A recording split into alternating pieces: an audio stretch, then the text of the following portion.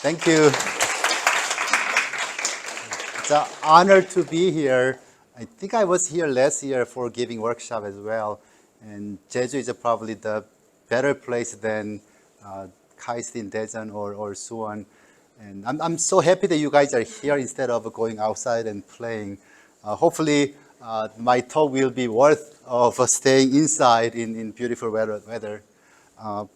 This was the topic, and I'm going to talk about this a little bit, but I decided to talk about something hopefully better for your life. And then if you don't like them, I'll try to find something else for my talk. The other talk I'm going to give, I'll tell you later, but I gave talks in 2 times, and I really got really good feedback, and I decided to continue to make it better. And I don't know how many of you are actively doing research in autonomous vehicle or connected and automated vehicles? Very few. Okay. So maybe this is something, new opportunities and some challenges. And I think I did something interesting about this research domain, kind of new to typical transportation engineers. We've been using simulation for many, many years. And as a traffic engineer, we use a simulation like a Vissim, Paramix, Corsim, if you're familiar with them, or Sumo or open sources. And first thing I realized that those are not good enough to do evaluation of connected and automated vehicles. And I want to really convince that to you that whenever you read a paper, people doing CAV evaluation using Vissim, you have to ask yourself what they are looking into. If they are doing control of CAV, they are really simplifying the assumptions. And I doubt the results would be meaningful. And one of the reasons is that something called the vehicle dynamics. I don't know how many of you are familiar with the vehicle dynamics or background in mechanical engineering? None? Okay, good. So first the message is that if you want to evaluate CAV, you have to consider vehicle dynamics. And I want to tell you why. And hopefully you remember that. And when you run into doing research, use this vehicle dynamics model. And then we are also interested in safety. And then a lot of safety model using simulation has been done, something called surrogate safety model, time to collisions or similar measures. And we thought that we have to do actually crash severity model estimation. And there's a tool available doing this. So we need to adapt to use them. And then this is sort of the framework we developed. If we want to have humans involved, we got to have a driving simulator and also understanding vehicle dynamics to do cooperative adaptive cruise control type, advanced control, and also sensors and communications. This was my experience. I don't know, it's like probably somewhere in 2010. We're trying to integrate traffic simulation with the communications simulator. And there was a very interesting 2 different groups. We as a civil engineer doing traffic engineering, our simulation model is good. We do have a car following lane change. But the other side of the simulation is very simple. We create a circle from the roadside unit, perfect communication within the circle, outside no communication, no latencies.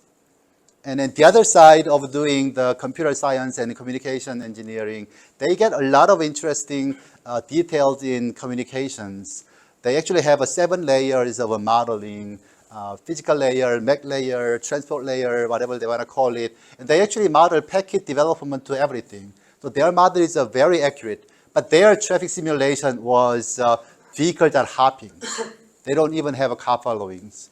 So we were actually trying to use realistic communication models and then sensors that they are not perfect. They have a lot of errors and then we have to incorporate them. So this was a framework we developed. And the first message is why vehicle dynamics. So we are evaluating CACC is a cooperative adaptive cruise control. Cars are moving like a train. They can communicate each other. They actually coordinate their acceleration, decelerations. And with the 4 connected and autonomous automated vehicles, this is a typical simulation with the 4 same vehicles. They move like this is a gap between the vehicles. So the 4 vehicles, there are 3 gaps, right? They are very similar, maintaining some convergence. And then this is ideal for CACC. They wanted to go with the desired speed unless there's other vehicle to slow down the very little vehicle. And then they maintain same distance as small as a 0.6 seconds of time headway. If you actually use it with the 4 different vehicles in real world, this is what you get, a lot of oscillations. And then this is because of vehicle dynamics. Obviously, a high-end vehicle has a lot quicker to go, 60 kilometers or 100 kilometers. Low-end vehicle takes a longer time. They have different dynamics. Unless you actually include the vehicle dynamics model into CACC, you are doing something like this as assumptions, which is not accurate. We've done some interesting simulation models and then doing the validations of these. I'm going to skip these. This is actually video animations there, but this is a cyber attack scenarios. So in case we want to consider cybersecurity concerns on cooperative adaptive cruise control, because anything with the wireless communication, you are vulnerable to those attacks. So we actually modeled those, and then we wanted to evaluate the impact, not using simple surrogate assessment model. So we come up with this crash evaluation model. This is a so-called change in acceleration pulse. When a vehicle hits another vehicle, that deceleration is over 1g or 2g, 2 gravity. It's not possible as a human braking level. Humans are comfortably doing 0.6, 0.7g with really harsh braking. So what happens is that they hit and then they go down and then they have residuals. Think about you hitting vehicle and there's like a force and then anti-force. You come back and you go again. So we modeled this as depending on the mass of the vehicle and velocity squared, that's a force of the vehicle when they hit another vehicle. And we know another vehicle is the location, assuming we know that. So this is a model we use for, I have to use video here.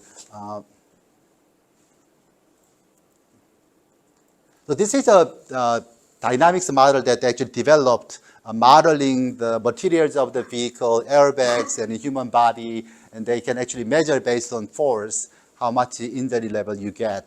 So this is actually model output of considering this level of injuries. So it's a more realistic way of modeling impact of driving condition with the CACC, ACC collaborations and cooperations, and also cyber attack scenario. So this is something useful in case you do research in the future. The other one is modeling human driver when you actually simulate with the connected and automated vehicles. And then you gotta have a consistent model, and then most popular model is called the IDM model, Intelligent Driver Model. It has been used in many, many papers. And then we obviously adopted it.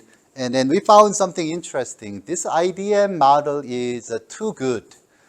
It's not like a human. It's more like a automated advanced control module. And it might be okay if you are looking at the overall performance of control A and control V, which one is a better approach. And IDM is a little bit better, probably. But what we were doing was we are trying to compare human drivers' performance, adaptive cruise control performance, cooperative adaptive cruise control performance, and also we have advanced algorithm that actually use mixed traffic of CACC. And then we found out that IDM is doing better than adaptive cruise control. And human could do better than ACC, but not likely. Humans are human. So there's a lot of challenges in there, and I'm not going to go into details of IDM model, but this is a really well used in public publications. If you look at the mixed traffic, you'll see IDM model for one of the car following models. So the key message here is that they can actually calibrate those like 4 or 5 parameters. You have a real trajectory data, 2 vehicles, leader vehicle and human following, and you can actually model IDM parameter to be similar to human drivers. And you can calibrate those based on speed and gap. That's what typically people do. They're more interested in speed profile. But when we are looking into the comfort or the change in accelerations as a control algorithm, because if you do ACC, it's more like a controlling acceleration decelerations. And when we calibrate the model based on real data, and what we found out was that acceleration is not really matching very well with the human driver, even though we match very well on speed and other measures. And then even IDM is performing better than ACC, which is quite surprising. This is not right. So we decide to investigate why this is happening. If you think about why humans are doing worse than, not every human, but most of humans are doing worse than ACC, is that human has inattention. They're not paying attention to it. Human also has perception reaction time. ACC is based on typically radar sensor, and it's about 200 millisecond latency, and they can do pretty well on the feedback-based control. So we found out that driver's time headway varies. So people had a different comfort, closely following an aggressive driver or wide spacing for a very conservative driver. We actually look at these data from the NGSIM and try to mimic this behavior. NGSIM data is open data set that Federal Highway Administration actually developed back in 2000, early 2000, and about 640 meters of highway, they track every single vehicle and made a trajectory available, so we can actually mimic actual behavior of human drivers. So from that data, we calibrate them based on this, something called humans are being imperfect about following the headway. So whatever headway they have, and based on that headway, they might be changing a lot. So we just randomly generate those headways. And with that, this is IDM-T. This is what we are proposing. Speeds, gaps are pretty much similar, and ACC is doing better. But this one, we can see that a lot of these human behavior is somewhere like these levels, and that ours is similar. And then this is better than ACC is better, and then standard IDM ACC is much better, and then we get a lot more on the acceleration condition, much worse than ACC level. So we are sort of like a human-like IDM model that might be needed if you want to look at the entire traffic performance in a more accurate level, instead of IDM doing a lot better than ACC model. Hopefully that makes sense. The other one is something we developed on the mixed traffic. And then I decided to work on this area because I don't expect 100% fully connected and automated vehicles in the public roads in next 10, 20 years. It might take 40, 50, 60 years. So we'll have to deal with mixed traffic, that CAV following human-driven vehicle, and human-driven vehicle will create a barrier for improving cooperative adaptive cruise control algorithm. So we developed the algorithm basically trying to take advantage of connectivity and then sensing of the vehicle. Once we know this is an unconnected vehicle, this CAV has to do adaptive cruise control, because it cannot get the information about acceleration, deceleration that allows a cooperative adaptive cruise control based on communications. So once you have, you can do CACC. Without connectivity, you are doing ACC. ACC is okay, but it's not as efficient as a CACC. So what do we do in this case? And then how do we know actually connectivity of the vehicle ahead of you? This is a very challenging task. No one seemed to bother to talk about it. You might have seen the CACC demo with the video on YouTube. And I asked them, how did you do it? And they said, every vehicle knows their vehicle ID.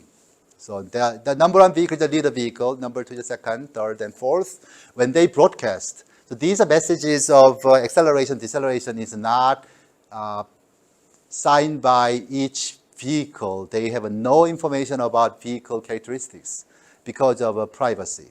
It's like a broadcast. We don't know which vehicle is sending this. They have information of XY coordinates, and they have information about their current acceleration, deceleration. So we have to figure that out. It is something very challenging task. That's what we actually solved this problem based on sort of a persistency check. If you think that this is an ego vehicle, and if you have sensors around 360 degree with the LiDAR, or if you have a multiple radar sensors or other sensors, you can measure distance to potential candidate vehicles. And when there's a connected vehicle, they actually send the message of their XY coordinate with errors, GPS location, GPS speeds, and their accelerations. And you can actually matching these in a complicated way. We developed an optimization algorithm to minimize identifying unconnected proceeding vehicle as a connected. That's probably worst. Immediate proceeding vehicle is unconnected, but you consider that's connected because nearby lane vehicles are moving similar speed. You mistakenly follow unconnected vehicle as if they are connected vehicle, and doing CACC is dangerous. It's a long story, but we developed algorithm. It takes about 2 to 4 seconds. So vehicles can start with the ACC, and then once they identify immediate preceding vehicle is a connected vehicle, you can actually follow and then start doing CACC is possible. And then this is, again, not a trivial task. This is algorithm we developed for cooperative platooning in mixed traffic. We actually did a field test, help with the KAIST people. This is a CACCU, is basically having ego vehicle, our subject vehicle, and then unconnected vehicle, and this is a connected vehicle. And we are getting signal of connectivity from the connected vehicle. It tells what their current speed, XY coordinates, and then intended accelerations. And then using this information, this vehicle is sort of bounded because it has to maintain safety. And then we model optimal velocity model based car following behavior. And then we control this vehicle by maximizing so-called string stability. In other words, we know how this vehicle does. As long as this vehicle is doing 97.5% of behavior, we can maximize. 2.5% conditions are trying to hit the leader vehicle or apply brake and have a rear end collision. Except for those cases, we can actually optimize this vehicle. And we are comparing CACC, ACC, and human. This is hard to tell, but there's something called the overshooting. It's happening with the ACC and human, and then our control is a lot better. So we developed something interesting algorithm. And how do we use this algorithm for urban arteries? Another interesting research we have done. So if we have a leader vehicle as a connected and automated vehicle, and then there's a SPAD data, you might have heard of signal phase and timing data that traffic signal tells from infrastructure. This is estimated remaining green time, and you can do eco driving. And when this leader vehicle as a connected is doing eco driving, and you have unconnected preceding vehicles, and then there might be another connected vehicle. So we are doing CACC with unconnected vehicle and coordinate with this leader vehicle, and leader vehicle can do optimal control with eco driving. So entire platoon can actually take advantage of getting through the intersection. And then we did some simulation model.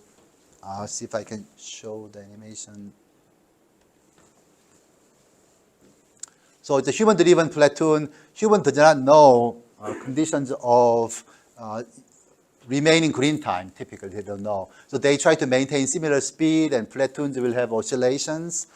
In this case, we know there's a traffic light is going to turn yellow or others, slow down, and then it knows when to start to accelerate again to get through entire platoon throughout the intersections. So this will have a lot better performance compared to what human does. Human, when the leader vehicle does not know what it is, they almost stop or complete stop conditions. So that's something we can do as entire traffic doing sort of a cooperative control. If we can actually control remaining green time, we can do better. But that's another story. So we are trying to do with the CACCU, and as you know, we don't have many connected vehicles and then connected and automated vehicles. Can we actually make things better by having this CACCU? Because CACCU does not require fully connected vehicle, fully connected automated vehicle going together. If you want to do CACC, you have to have both vehicles connected and automated. And CACC will allow have a next vehicle and second, third proceeding vehicle doing the control. So we have algorithm of, maybe we can have a initial condition, we use the ACC, and ACC will use a preceding vehicle identification system, see if it's immediate preceding vehicle is connected. If it's connected, we engage in CACC. If it's unconnected, we try to look at the second preceding vehicle or third preceding vehicle. It's a connectivity, then we can do the CACCU. So CACCU is a way of improving or close to CACC when there's an unconnected vehicle in between. And this will be for a long time, as you can expect. So this is sort of results of ego vehicle perspective. And when we have about 2%, so 1% connected automated vehicle, another 1% of a CV, CV can give a signal, so CAV can follow at the CACC, if you can tell. Utilization is fairly simple, but what we are seeing is that maybe acceleration RMS, which is relevant to the pure consumption as well. This blue line is CAV with the CACCU, ACC, CACC all together. So if we add a CACCU, we can do a lot better in terms of performance. Smaller the RMS is better in terms of accelerations. And we can actually see less than 5%, we have a benefit. ACC only is obviously worst. And ACC can do, with the connected vehicle and CAV together, they can do CACC, so slightly better as you go along, more higher market penetration rate. With the CACCU included, we get a lot better performance at the early stage of the implementation. Again, the challenge is how we identify connected vehicles so we can start doing cooperations. We still figuring that out, but that's an important challenge. So I mentioned about CACCU. We are actually doing this research. So at this point, what we are doing is only immediate proceeding vehicle. But if we have sensors around at least the 2-3 lanes, and we can actually find out the connected vehicle on not the current lane, but next lanes. And then we can actually do a lane change and form CACC. And a lot higher chance of forming CACC, platooning, or CACCU to improve the traffic, another one. And then this is something I've been working on, and we have not been done yet, but freeway merge application is something I see as a potential because there's always freeway merge location or diverge or weaving sections, and you don't have a good line of sight, and you don't know the vehicles are coming in. You can see the last minute, and then you have a very uncomfortable situation. Should I go first to exit or wait until this vehicle merges onto the main line, if you know what I mean? If both vehicles are about to collide each other in cyberspace, they can actually collaborate, cooperatively control. But the problem is, how do you send a message to each vehicle? You cannot, right? You can tell, hey, slow down, but whoever's getting the message, it's not clear, is it for me or for the other vehicle? So even this, the vehicle identification, connectivity is a really key issue. And if we identify both our connected and automated vehicles, we can do cooperative control. On top of that, what we are thinking is that we have situations of these line of sight issue. It's not every freeway merge location. So we identify those locations and we have an infrastructure, maybe LiDAR sensors or video sensors, continuously tracking the vehicles on the main line, rightmost lane, and also the freeway merge area. And we can double check whether that vehicle is connected and not connected. If they are connected, it's a good confirmation. They can do cooperative control. If the vehicle is not connected, we can generate virtual basic safety messages. We tell them there's a car coming to you about collide each other. That's a lot better than finding out there's a merging vehicle last second. So something we can improve operations and then benefits. I think this is it. Questions, comments? Still 30 minutes.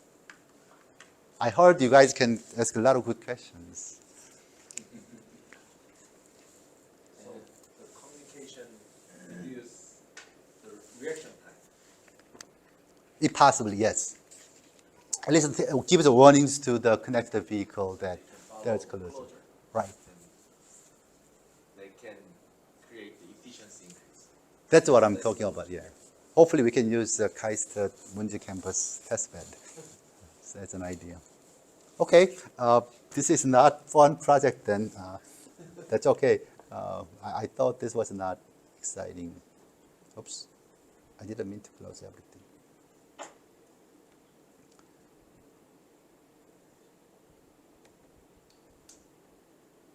think we can have more questions and comments after all presentations. Okay. So this is what I've been talking about. I gave 2 talks and people gave me really good feedback. I don't want to close. Okay, good. It's a very broad and you don't even know where this come from. But lessons from my journey, and I kind of lived a lot longer than most of you, all of you, I guess. And there was opportunity to give useful talk to I'm with the Link Lab with about 100 students in there. And over summer, some senior faculty, including myself, decided to give some talks. And this was a talk I gave them. And I got really good feedback. That's why I want to share this with you. This is probably the very first thing I want you to remember, because a lot of research shows that people don't remember more than 3 things. And if you forget everything, just remember this one. This was sort of my story as well. So everyone has a goal, at least you guys. Some people do not have a goal. They just live day by day. And a lot of people sacrifice their life to achieve the goal, which is good, because you have a clear goal. But when you realize that you achieve the goal and you have a moment of joy, and then you have to have another goal to achieve, and you are continuously sacrificing yourself, and I don't think that that's a good way of living. And how do we avoid that is something, this was a book about Atomic Habit by James Clear. And when you read the books, people talking about similar things in slightly different way is what I realized. So your happiness is putting off because you want to achieve your goal. And if you are been doing that, I'm sure a lot of your high school life was putting off your happiness and then try to get into the college and then so forth. So how do you make your system that will have a continuously enjoying your life and then also achieve the goal? And I kind of thought about the way I lived my life, especially I decided to do a study abroad. And my goal was obviously getting PhD, but I had a sort of a worst case scenario. Even though I failed to get my PhD, I want to come back with at least speaking good English. Believe it or not, back in 1995, I decided to go to study abroad. A lot of professors who got PhDs in US or other English-spoken countries, their English was not fluent. And I kind of knew that when I started doing study in the US. They have a family, they don't speak English at home, they go to school and they rarely speak English, they listen to the homework, and then they finish PhD, and then they don't stay there for actual job, they come back. So this actually life, because I wasn't really struggling for my PhD either, but at least I was enjoying every day, actively talking to American friends and others and studying English, and then I can feel that my English is getting better. I've been happy to start studying for my PhD. That's a sort of my life. So my system was improving English, doing PhD, and enjoy your daily life. Was probably why I was able to do PhD without sort of sacrificing myself. So something to think about. The way you have been living, did you ever put off your happiness because you have a goal? And if your goal is the only thing you need to achieve in the life, maybe it's okay, but it's not, right? Because when I got my PhD, I was so happy. I thought got everything. But next day you have to worry about job. When you get a job as a postdoc or research fellow, and you have to worry about getting professorship, right? Even professors, they have to get a tenure, right? It's a continuous of the new goals, and then try to change that to something that I can enjoy every day. And one of the things I see a lot of people give a presentation, they give a presentation as if they are talking to their advisor level. So the advisor understands very detail, and most people don't. So I told them one thing was, talk to your colleague next chair, different discipline, and then see if you can explain what you are doing in plain English. If you can explain plain English, you actually understand it. If you cannot explain well, and that means you are not really understanding 100% of the research you are doing. And then do that kind of thing might be another joy of your day-to-day activities, and do other things as well. So that's the first thing I want you to remember to be successful in your life. It's the same idea.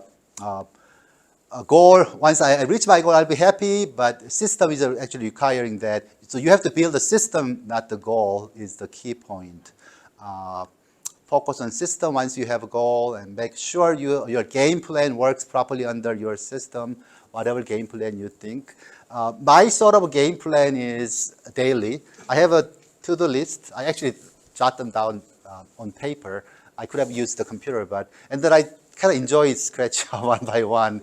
And I have a TED by 4:30 p.m. I still have working on number 2 or number 3. So less than 20 minutes or 5 to 5:30, try to finish as much as I can, and I'm happy. Sometimes it's not well done, but I don't care much about some of those things. I will talk about sort of the time management skills later on. So certain things, it's not really important, but you have to get it done. Those things you can do it last minute as before you go home. So some of a game plan you can make, it's important. And so basically that's what I was talking about. This was talk to your mom or friends, and then as long as they get it, that means you understand better. And you can trust me, and then I'm sure professors here share the same feeling. When you teach, you actually learn more, because you have to explain, and you cannot really tell without knowing things into the class. So that's a very important. I think it's an easy exercise. And then talking to your mom and dad is a good thing. They'll like it. Procrastination is very common. Who's not doing anything mirugi? Procrastination. Everyone is doing. It's very common for people, right? And then psychology actually did a research on the people doing the procrastinations.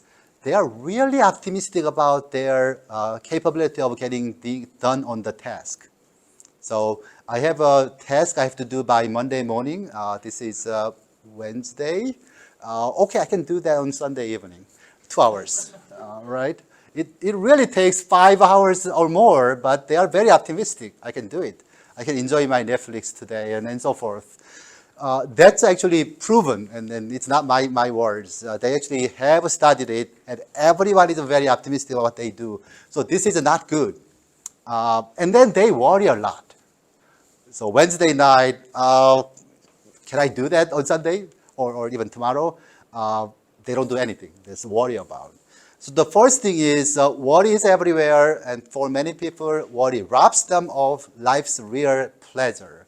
So worrying is not going to give you anything. So don't worry is easy to say, but worrying is not good.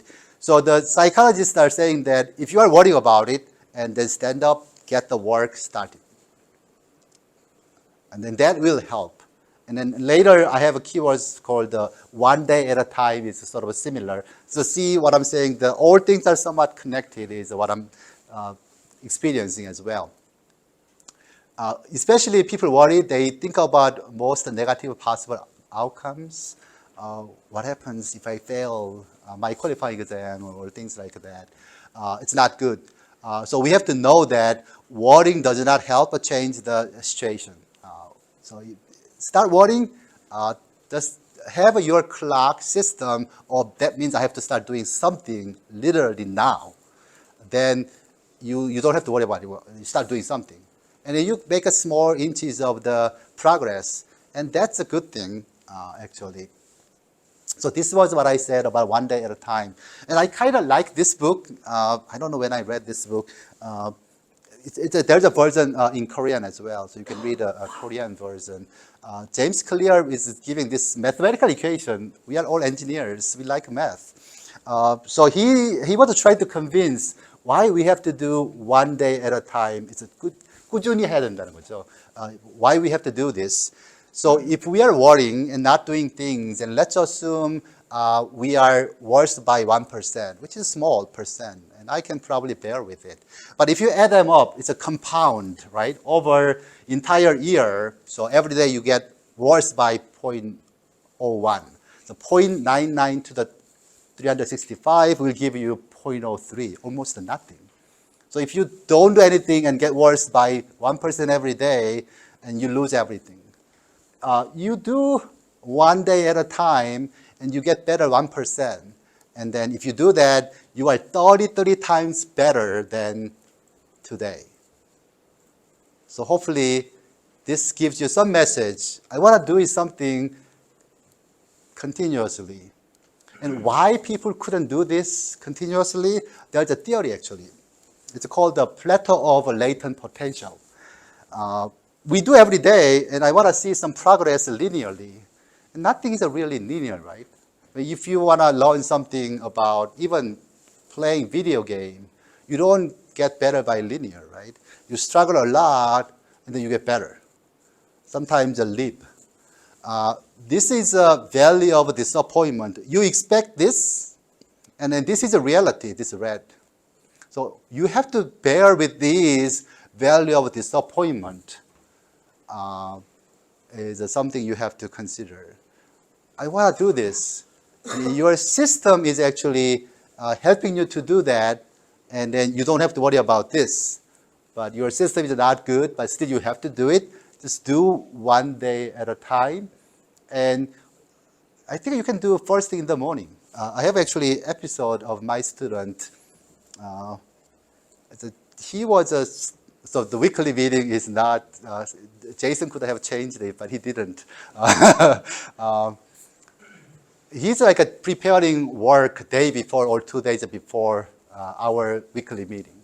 So he could not make a good progress. So I told him about this story, not based on this James Clear's book, but the way I was thinking, if you want to do this, things take time. So first thing in the morning, you get up, start writing your dissertation, even though that's 2 sentences or for 2 hours. And then it takes time. It's not going to be linear, so you have to do continuously. This is literally what I told him. And I forgot about that. And then he defended it, PhD successfully, and then really thanked me. Hey, I did what you told me about it. It was successful. So if you want to be successful, something to think about. This is literally worked for one of PhD students in my life. So this is the sort of thing I do. I am not good at Chinese, but this has been almost over 3 years. So every single day, anyone know Duolingo app? Never heard of? Oh, this is a popular app. It's Android and Apple. If you want to learn new language, they have every possible language you can think of. So you just sign up. I think I signed up like 2017. It's been many, many years. I was not really doing every single day, but I think I visited China in 2019, and I can read letters in Chinese, but I could not really speak and then understand better. In Chinese, now they are simplified Chinese, not the original Chinese that we learned. Anyway, so I've been doing every single day. Sometimes I spend 5-10 minutes first thing in the morning. I did that this morning as well. So this would have been 11:98.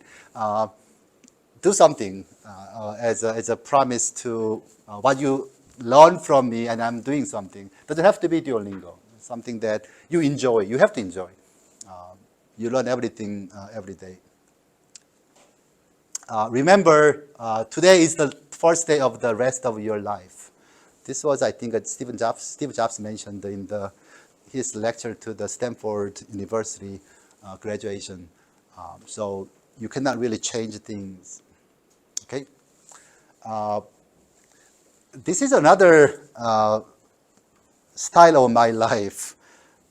When there's a challenging task, I try to identify what I can control, what I cannot control. Something you cannot control, when you worry about it, doesn't change. You cannot blame, I'm not a billionaire's kid. That never changes, right? I'm not. Forget about something you cannot control. You have to focus on what you can control. And your day, you can control.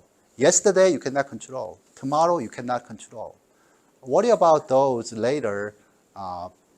Forget about those worries. Just focus on today and then what you can control. So identifying control over and uncontrolled over is probably very important. And you can just have a page, just fold it and then jot them down. And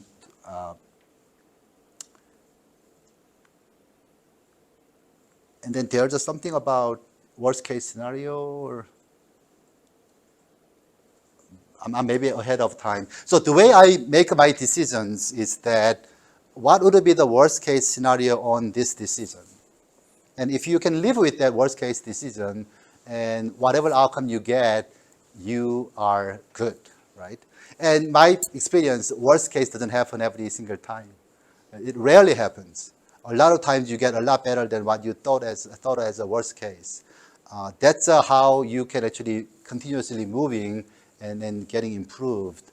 And then think about wishes for those uncontrollable variables is not useful, right?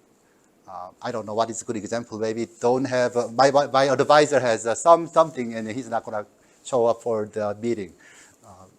Rarely happens, right? Something you cannot control. Think about something you can control and do things. A lot of times, this is things about uncertainties. You cannot control, understand those, and just work with them. So forget about tomorrow, forget about yesterday, whatever you made a mistake. Just focus on today and then current moment. That way you can continuously move. It's important. So this is basically that idea. A winner never quits, a quitter never wins. So those who win, they quit, they cannot win, right? So you have to continuously doing it. I don't know you have heard about this, a tale of two frogs. So the two frogs actually got into the two buckets, each bucket of the milk. And one tried to get out, both actually, but couldn't. One gave up. And the other never quit, continuously struggle. And what happens if you continuously do something with the milk? Stirring, whirling, milk becomes cheese, and then this frog was able to get out.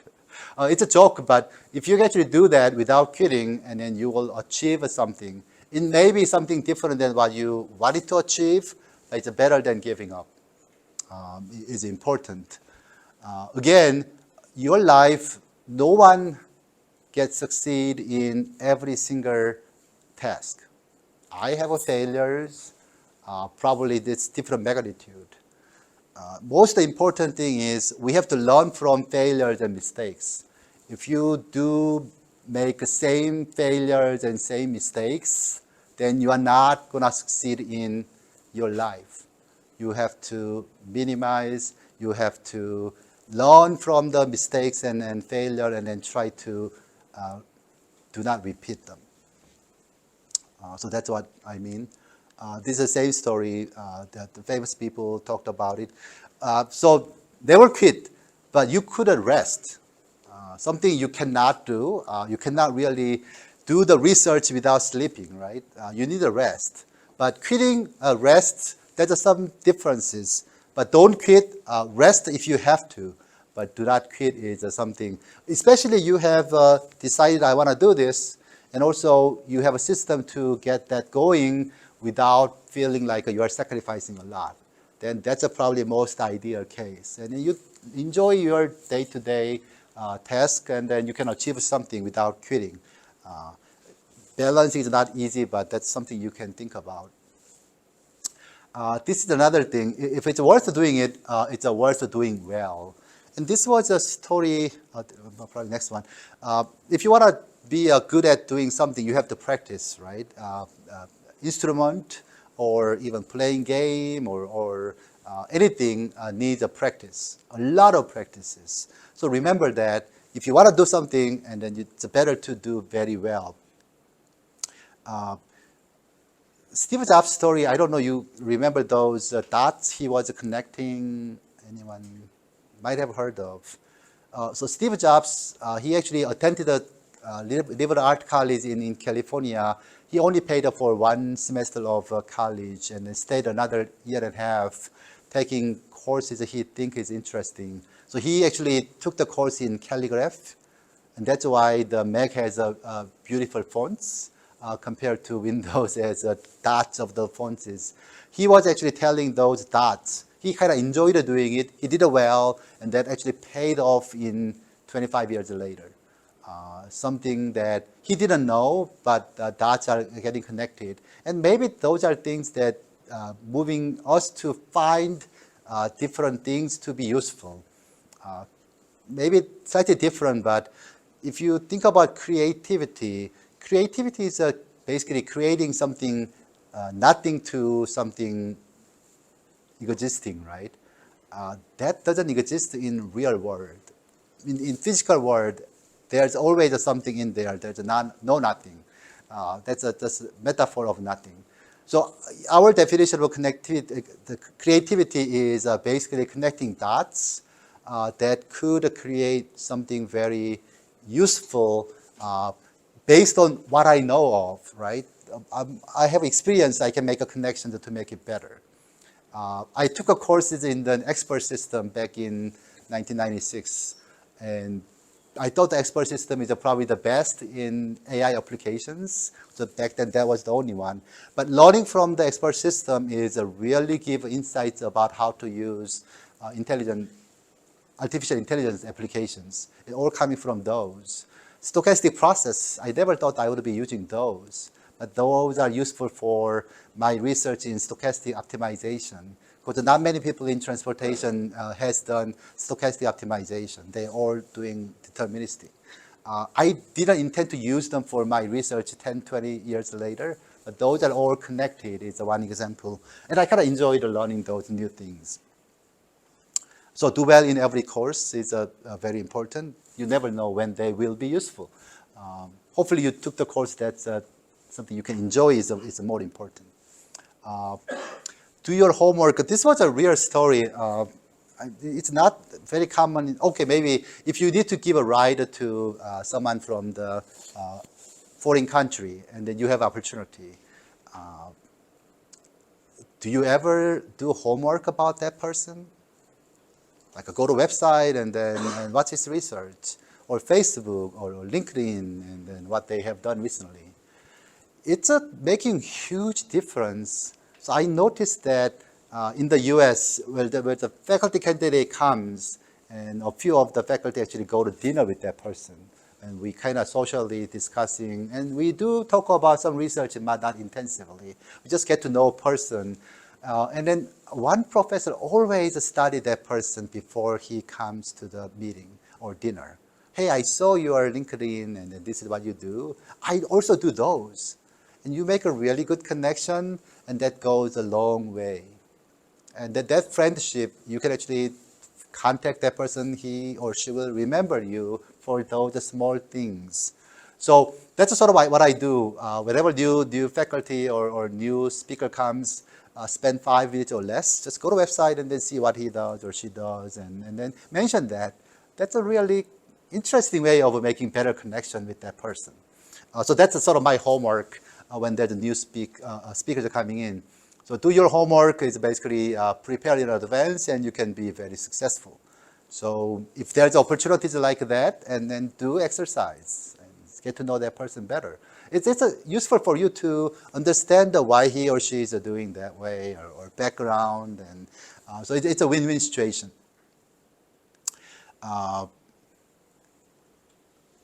And then what you do today becomes a part of us and then our reputation tomorrow. So you have to be thinking as KAIST people, Aju University people, and then you'll be forever alums on Aju and then KAIST. So think about that as well. Again, these are all similar. As I said, things are very connected in the end. They look good words, and then they're all connected at the end. You can pay now or you can pay later. So if you want to do something now, you better invest now. Because time management is a key when you get busier and more responsibilities. And how to delegate is very challenging. And I'm still struggling on those as well. So paying now means investing in the future. Paying later means living with the consequences of inadequate preps. This is what you do as a regrets. I wish I had listened to Professor Park 10 years later or something. A lot of people do this. So don't regret. And then again, the make a decision based on I can okay with the worst case scenario, and you don't have regrets, right? Hey, I decided worst case is okay, and every single time I never had a worst case scenario in my life. So it get a lot better than. In part is because you do your best, you enjoy doing it, and always your outcome is better than worst case scenario. So that's what you do. Again, regrets. People do regret, and my life goal is minimizing regrets or not having regrets. You think about past, but and I have an interesting memory loss problem. My wife keeps telling me that, how do you teach people? You don't remember those things. I tend to remember only good things, so I'm happy usually. It was not intentional, but so try to minimize the regrets is basically you decide a decision, sleep overnight, and then make a decision based on, okay, with this decision, this is a possible worst case. Even with that, I'll be okay with it. So this is again, don't quit, continuously moving. If you are not doing anything, I don't know what to do, I'm not sure, I don't have any mood of doing something, which is not good. Slightly different from rest, but rest is something you know what you want to do. You need to recharge. You have to step back, going 2 steps ahead of you, jump. But this is something, if you don't know what to do, no game plans, that's not good. Start thinking about doing something. You have to focus on tasks and then avoid the less important distractions by doing things. And so that way you can continuously moving. This was time management. So time management, probably you are feeling about time management is important, but I can assure you when you have a job and Professor Zhang or Professor So, they are struggling. Maybe they are doing better than me, but most people are struggling with the time management. This is a professor who passed away, Randy Pauch. He was a professor at the UVA, and later he went to Carnegie Mellon. He gave a last lecture. He got very famous about doing computer vision and animations, and he gave a lecture that kind of focused on time management. There's a video and then other things available, and I don't know if this book is available in Korean or not. Interesting book, but if you don't want to read this book, you might have seen these quadrants. That's how he did it, and then most people do this as well. So there's urgent, important things, and then things you have to do well, right? This is something you want to focus on. And not important, not urgent, this is something I do 20 minutes before I go home. Deleting emails from do you have a opening for the research assistantship? And they don't even know my area. They just have a copied emails. I have a random text, pretty much. Apply, I'll review your application, kind of thing. So it's something you don't want to spend a valuable time of those. This is something you have to delegate, urgent but not important. So delegation can be done as a colleagues as well. Hey, I have a crunch time for proposal. Can you take care of these? And if you ask nicely, and also you actually help the other person, and they'll actually help you out as well. So doing delegation is a very, very important to time management, if you can do that.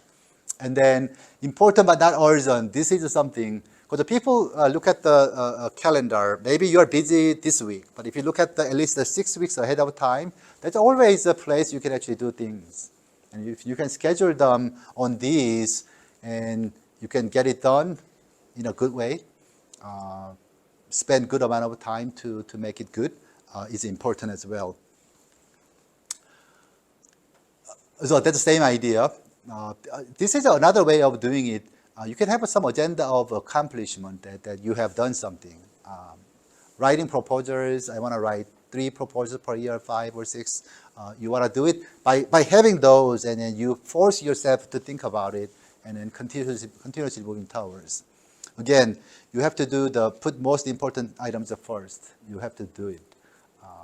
And then I don't have more than 10 items per day, so I can easily jot down or update my list from my notebook.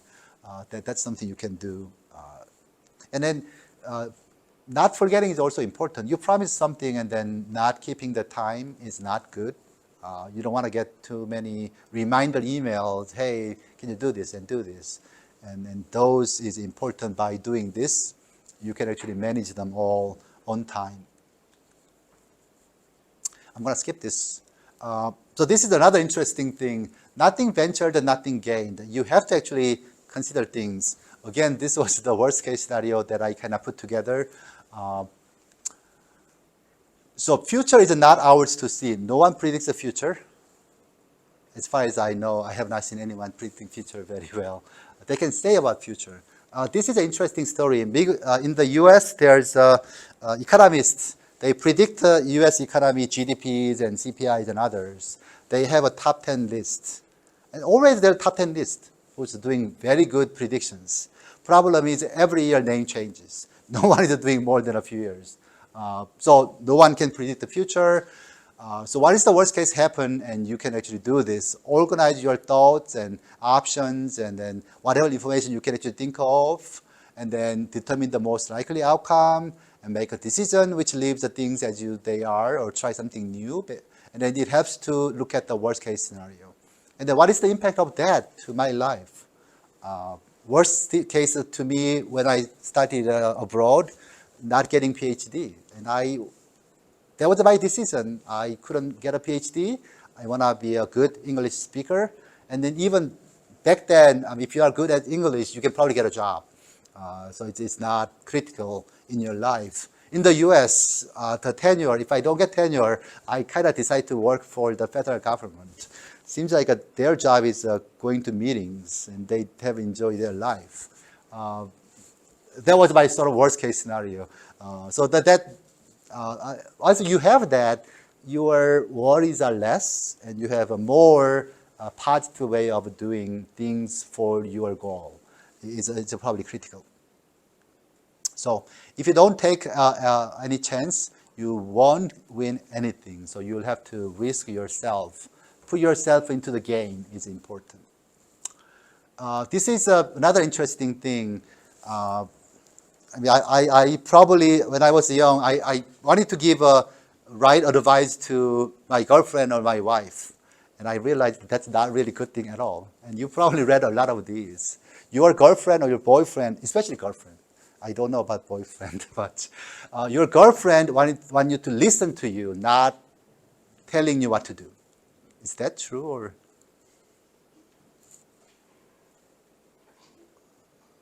That's what a lot of men are doing.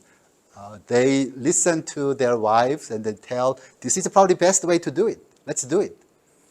That doesn't work very well. She wanted to get some sympathy together, feels about frustration, feels about what to do as a brainstorming. And my life is a lot easier these days. Oh, that's a great idea. We can probably do it. That's what I do. And it works pretty well so far. Ask my wife next time we meet together. You have to be there for the friend.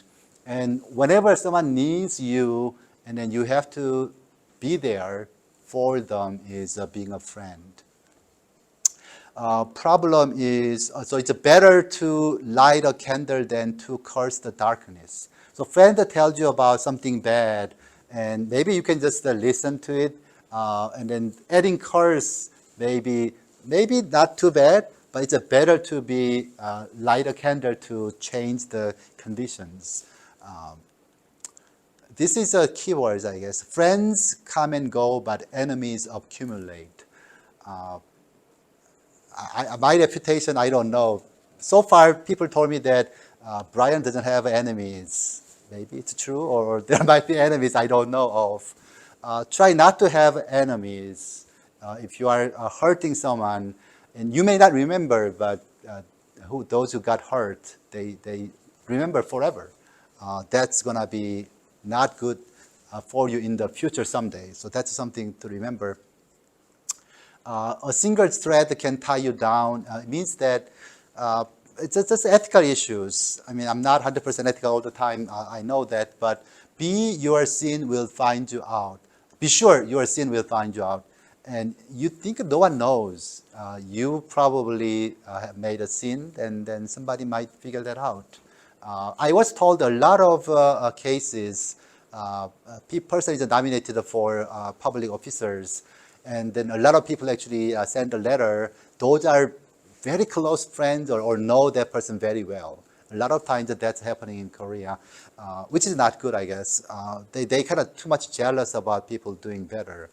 Just congratulate, and that means something a lot as well. But the bottom line is that don't make sins. If it's ethically, your heart says it's not a good idea, then try not to do it.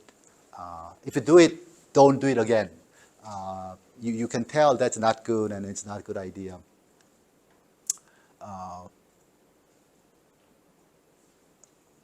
And avoid the excess. This is like a 과유불급, and this is a really important. Don't eat too much. Don't do too much things. It's not really good. Try not to be too much. It's very important in your life. Nothing is really good when you do too much of it. This is another interesting thing. I know you guys are getting tired, right? Yeah. Soft answer will turn away anger. This is similar. Don't just say right. Just be with them and try to understand. We don't want them to be anger and then we regret later, which is not good. Even though you have a strong disagreement, there's a better way of saying that I agree, we disagree. It's very common in English. 최소한 우리는 틀린 거를 아니다라는 것으로 인정한다라고. A very positive way of saying agree with your adversary and then try to see. A very common English is that I see your point. Let me play devil's advocate and then try to say something. Then he will take, that's a stupid idea. I don't want to talk about it. It's really hurting the feelings, right? Instead of saying that, you want to say soft answers. Let me play devil's advocate. This could be possible, and then that's a stupid thing, right? But in a different way, it's important. I'm going to skip this. I want to say something about, okay. When you actually talk about things, provide critics, anyone can criticize things. I know that this is true. National Science Foundation proposal, if you are a panel member and then try to review the proposals, success rate is probably less than 5%. So panels are assigned to read 4 or 5 proposals, and most people, including myself, try to see the proposal's value and feels like it's not good. They try to find why this proposal should not be funded. And it's very easy to criticize. The research I got the NSF, I'm doing human factors, right? I have an unconnected human-driven vehicle, and one criticism was the team doesn't have a human factor expert. How do you trust that proposal? You cannot really argue. So criticism is important, but you have to have a positive, constructive feedback. So if you have that criticism, this proposal is really interesting, maybe next round, include a human factor expert, could be useful. The same wording, totally different way of getting people. I mean, NSF panel, they don't see who actually said that, that's okay. But if you are doing in person, right, how you say is quite different based on how they receive. I want to go back. Oh, this is what? Uh, how to say no is another important life lesson in the US and probably similar to Korea. Maybe Korea, they don't say no too much. But you have to say no, right? You're just too busy and other things. Uh, so this was my experience. Someone actually asked me to serve as a conference, local organizing committee, and then this friend was copied in that. So this was a senior, I was a junior faculty, and another junior faculty was copied in that. And I wrote honestly, hey, I have these obligations, and if I could help you, I couldn't do well on your task. Maybe next time I'll be happy to consider helping you out. And he was actually got impressed and then actually called me. I really liked how you answered the question about helping out. So when you actually decline invitation of doing something and you couldn't do it, instead of, hey, I am busy, I couldn't do it, give some reason that person can understand. And then, oh, there's a reason he could not do it, is always important. This is a don't make the same mistake again. So fool me once, shame on you. He's the person actually made that trick. Fool me twice, shame on me. That means I'm making same mistake again and again, which is not good. So don't do that. Okay, this is it. So if you ever wanted to refresh, watch a video is probably another one thing. Maybe if you have time, just read this this book. The Korean version is available, and this is okay. This is not for sale, but this is a lot of ideas by Professor Lester Hoyle, who passed away. He wrote this for his daughters, and some of the wordings I borrowed from his book as well. Questions? Okay, well, first of all, thank you for the presentation and giving me.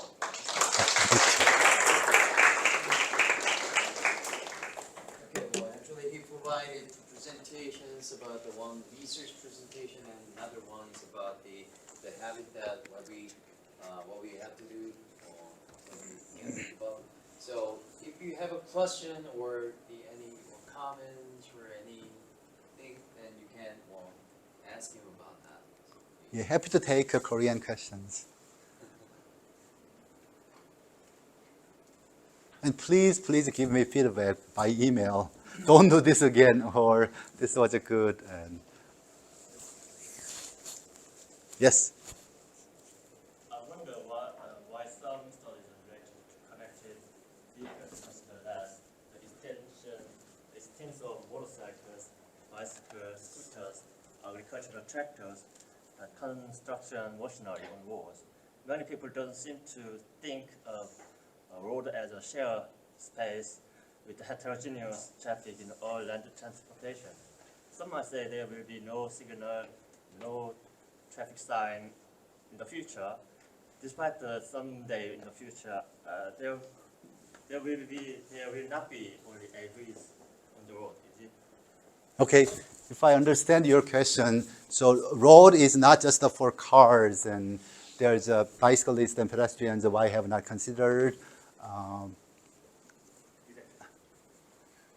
I start with the cars, and obviously, motion of bicyclists and pedestrians are a lot higher uncertainties than cars. Cars are not moving immediately backwards, or lateral movements is quite limited.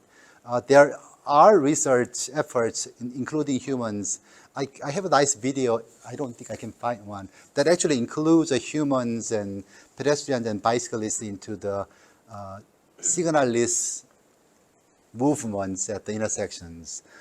Future, it's a possibility. The problem with the GPS is still it has errors. About 1 meter error is quite big to have control. And we don't have, we have a LiDAR sensors, which is very accurate. The problem with the LiDAR is they don't work during the winter and fog and snow conditions. So technology, I am optimistic about technology. When, I don't know, but there will be technology to overcome those. So someday we'll probably include everyone. I think technology of having bicyclists to understand there's a car approaching is going to be very useful. If you think about bicyclists trying to go straight at the intersection, and sometimes a vehicle trying to make a right turn, Bicycle is in the blind spot.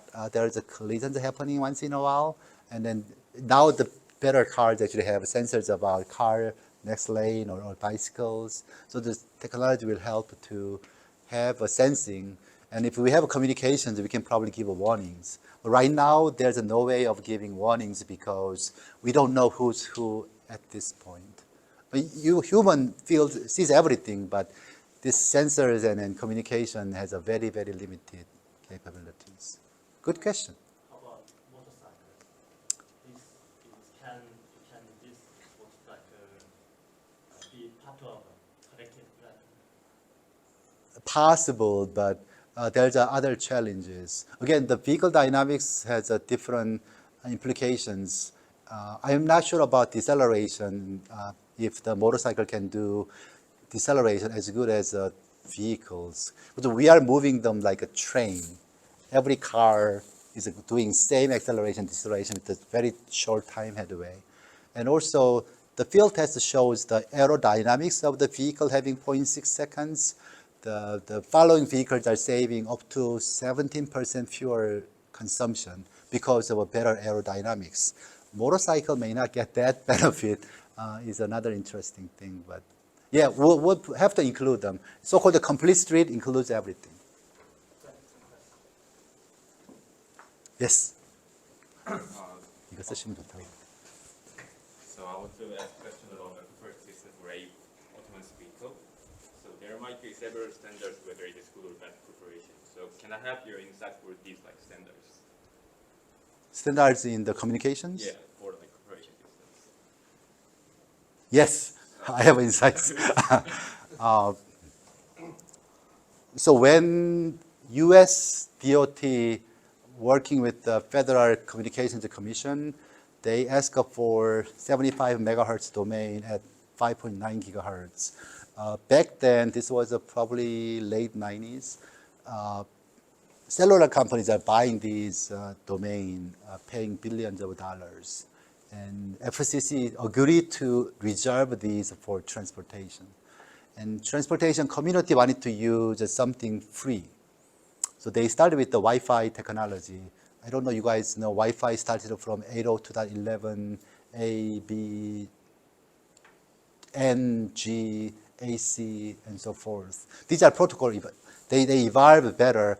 5G is using AC technology, multi-input, anyway.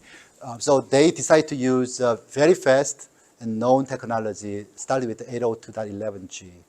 They've been testing, they never commercialized it. And then Qualcomm is making a lot of money, and then they thought next big thing is not the car, from the cellular phone to car. They started lobbying. They have money. Wi-Fi, they didn't have any money to lobbying. It's free, it's good. If that happens, Qualcomm is losing market share. So they actually said Wi-Fi is good, but it requires an access point, the router. And then access point is not everywhere. Our technology is called the C, cellular vehicle to everything, C-V2X technology. So they lobbied it, and it's successful. Out of 75, portion of Wi-Fi is going to Wi-Fi 6, and a portion will be used the CV2X, and then portion undecided, possibly Wi-Fi. So that's a US version of the future until they agree. Making chips for these is not mass production yet, but they will be sort of merged into the one technology. I don't know, you guys are following the electric vehicle charging technology. In the US, there's a Tesla version, there's a CCS version, I forgot what it stands for, and then the Nissan Leaf version, 3 versions. And then past a few weeks, they all decide to go with the Tesla version. So it's a market sort of evolves by itself. This could be possible, or could it be longer to decide who's going to be winning.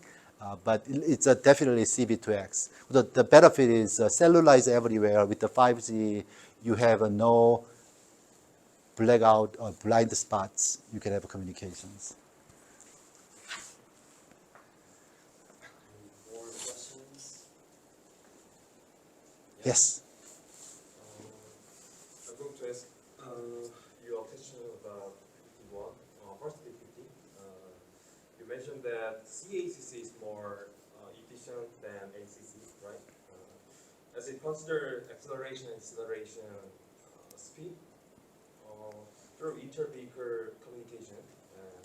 But I'm curious about if ACC is unconditionally efficient regardless of various traffic situations.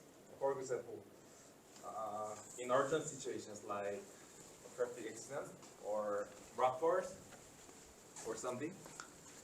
Which one? I wonder if CAPC might not be able to detect hazards like rock forest. Oh, okay, yeah, good question. Everything has a limitation, obviously. CACC, when we talk about, that's only string stability of the vehicle platooning. And if there's something else coming out, it's prone to have a bigger crash, obviously. But string stability is a mechanical engineer's terminology that following vehicle will follow the leader vehicle without going higher speed than the leading vehicle. So it's a very stable flow. CACC is known to maintain that. ACC, you guys probably have a newer car with ACC, and they're using one vehicle distance, 2 or 3 vehicles, just easy concept. Our study shows that if you have a 2.7 seconds of time headway, you can have a string stable conditions. But people want to use ACC for 1.1 seconds or 1.5 seconds, then they violate string stability, which means at least the platoon of vehicles, you have a much higher oscillation in acceleration, higher fuel consumption, safety, you are not maintaining safe distance because of oscillations. So in that sense, it's better. Rock falls and other conditions, obviously, they could actually stop together. Problem is the leader vehicle they don't expect the leader vehicle will apply the maximum deceleration to stop. There's an algorithm people have developed how to avoid those. It's still in development. There's different algorithms trying to consider what if a scenario of a cyber attack. And it's more like we give false GPS information, false acceleration information, and the following vehicle get confused. Sensor technology might help, but we haven't gotten into that kind of problems yet in real world. Good question, yeah. Okay, well, any more questions? Well, it doesn't have to be research, or you guys are pursuing your master's degrees and PhD degrees, so if you have any worry, then you can ask. So they are more interested in research than the life lessons. Let me just take advantage of it. Well, I should have asked it before, but as far as I know, your PhD research topic was traffic signal optimization based on genetic algorithm, which is a sort of AI algorithm, the case of it. But now, when I was a PhD student in Virginia, your research topic and my topic was really about connected vehicles, and I think which is somewhat different with the traffic signal optimization. So, what was the kind of leverage to push you to follow the connected vehicle research and signal optimization? It's very simple. It's the following funding opportunities, whether you like it or not. Actually, another question is related. Connected vehicle and those kind of things, research, we need some other knowledge and other domain knowledge about communications and even vehicle dynamics or something like that. So, did you already have No, those no. knowledge? So I don't know, it's a good thing or bad thing. So I wrote my dissertation with over 10,000 lines of Fortran code. So I know how programming works, but I want to do it again, but I just don't have time to do that. And I tell Jason and other PhD students, best PhD student is convince your advisor that this is worthy of a PhD and then graduate. If you want to convince your advisor who doesn't have knowledge in those mechanical engineering, you have to know perfectly and explain, because I'm not stupid to get whatever he or she says. I can criticize and then relate, That's how I learn. Again, I like reading books, and not as much as I wanted to learn. I was into the Bitcoin and blockchain. I read 3 books on blockchain, and conclusion was this probably is not a good idea for transportation applications. It's kind of true because have you seen anyone doing blockchain for massive applications? It just costs too much to change their ledger system. Bitcoin might survive, others may not be, is my sort of conclusion. Again, I'm not predicting future, but so you have to enjoy reading books, and I kind of enjoy the reading communication side of the books. And in these days, you don't have to read a textbook. There's a really good summary in Wikipedia, gives idea of new things.